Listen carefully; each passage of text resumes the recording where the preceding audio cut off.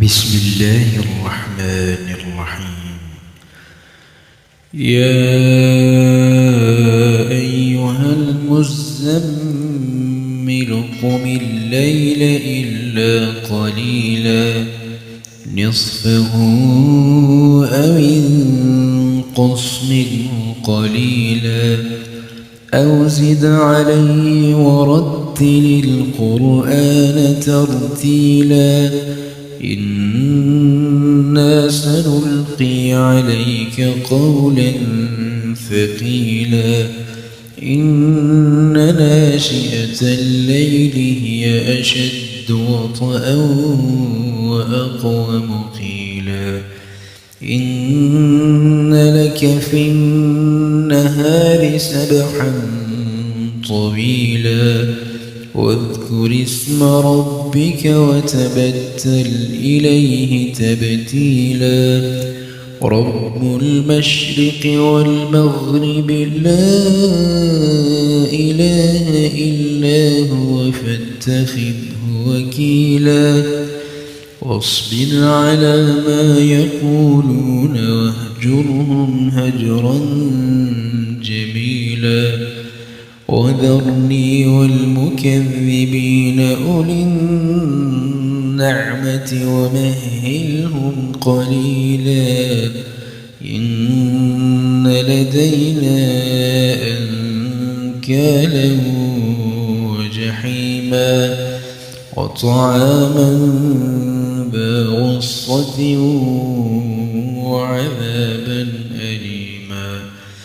يوم ترجف الأرض والجبال وكانت الجبال كثيبا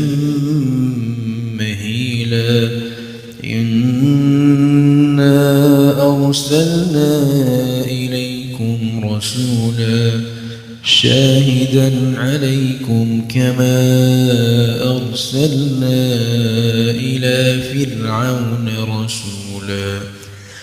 فعصى فرعون الرسول فأخذناه أخذا وبيلا فكيف تتقون إن كفرتم يوما يجعل الولدان شيبا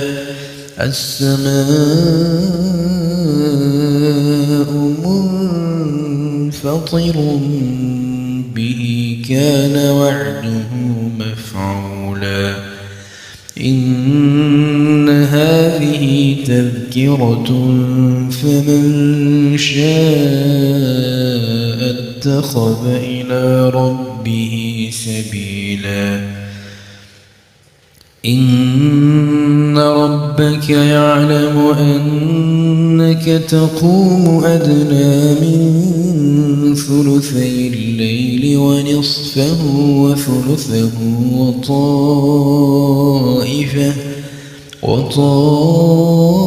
وطائفة من الذين معك والله يقدر الليل والنهار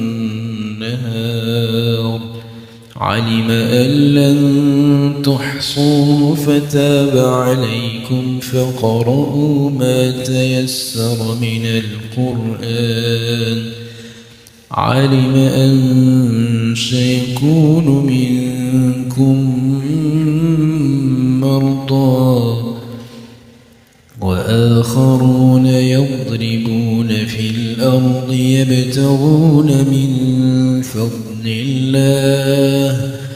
وآخرون يقاتلون في سبيل الله فاقرؤوا ما تيسر منه وأقيموا الصلاة وآتوا الزكاة وأقرضوا الله قرضا حسنا وما تقدموا لأنفسكم من خير تجدوه عند